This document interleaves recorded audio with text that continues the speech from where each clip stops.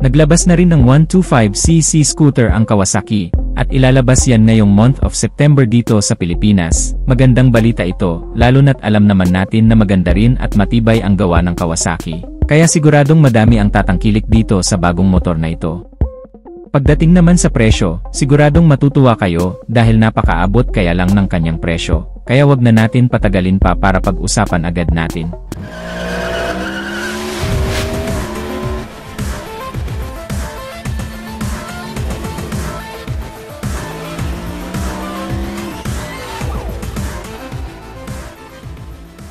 Ito ang Kawasaki Brasky 125, collaboration ito ng Malaysian company na Modernas, ibig sabihin sa Malaysia din manggagaling ang motorsiklo na ito. Sa Malaysia, ang pangalan ng scooter na ito ay Karisma 125 at 2022 pa ito ni-launch sa bansa nila. At base sa mga napanood nating review at feedback sa motor na ito from Malaysia, maganda at perfect pang araw-araw dahil matipid ito sa gasolina. Kaya naman masasabi kong tamang naging desisyon ng Kawasaki na dalhin din ito dito sa Pilipinas, lalo na't 70% ng mga motorista dito ay mas priority ang mga automatic na motorsiklo. Pagdating sa makina nito, ito ay 124.8cc air-cooled 4-stroke single overhead cam. Single cylinder 2 valves at ito ay fuel-injected na din. Ang compression ratio nito ay 10:1 at ang kanyang maximum power ay 9.3 horsepower at 7,500 rpm. With a maximum torque of 10 Nm at 6,000 rpm.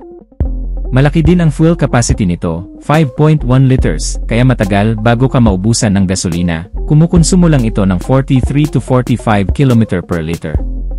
May mga convenient features din ito, kagaya ng built-in charging port, may bulsa sa harapan, merong 14 liters under seat storage, at merong hook sa harapan at malawak ang footboard kaya may paglalagyan ka ng mga dala mong gamit. Pagdating naman sa porma, modern at stylish ang design nito, may pagka-sporty din ang porma, medyo nahahawig ang porma nito sa Honda Click 125 kapag nakaharap at kapag ka naka-side view naman. Medyo nahahawig ito sa Mio Soul ay 125. Naka-dual LED headlight ito, meron pa itong DRL o daytime running light na bukod sa dagdag porma dagdag visibility pa ito sa kalsada.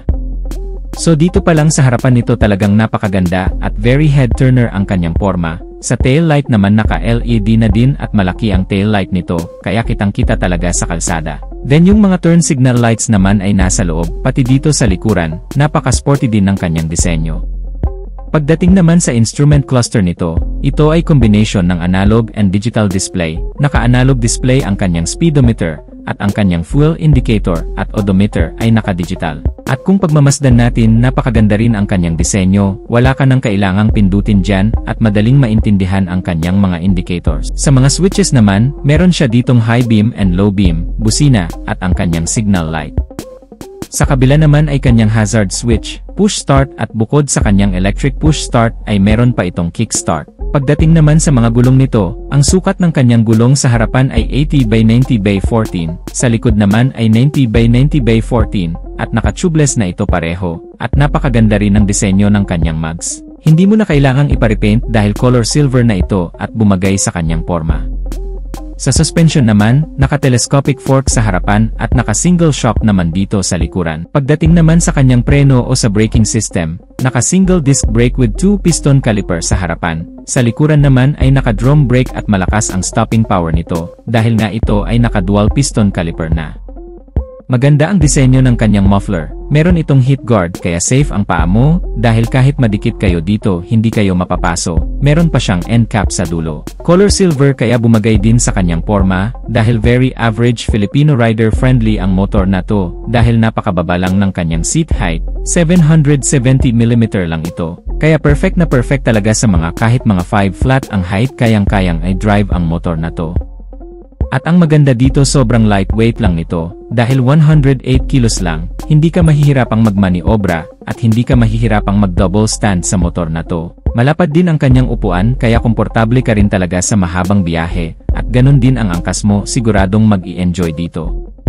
Napakaganda rin ang disenyo ng kanyang grab bar, ang color silver ay bumagay din sa kanyang disenyo, at kung mapapansin natin marami siyang mga decals at bumagay din naman sa kanyang porma, maganda ang color combination, yung ibang mga fairings. Dito parang naka-carbon fiber yung kanyang design at yung kanyang kulay ay glossy finish. Medyo nahahawig talaga ang forma nito sa Honda Click 125 at kung pagmamasdan din natin may pagka-muscle ay parang 2-in-1 ang motor nato kapag tititigan, pero medyo hawig lang naman dahil meron pa rin naman itong sariling disenyo.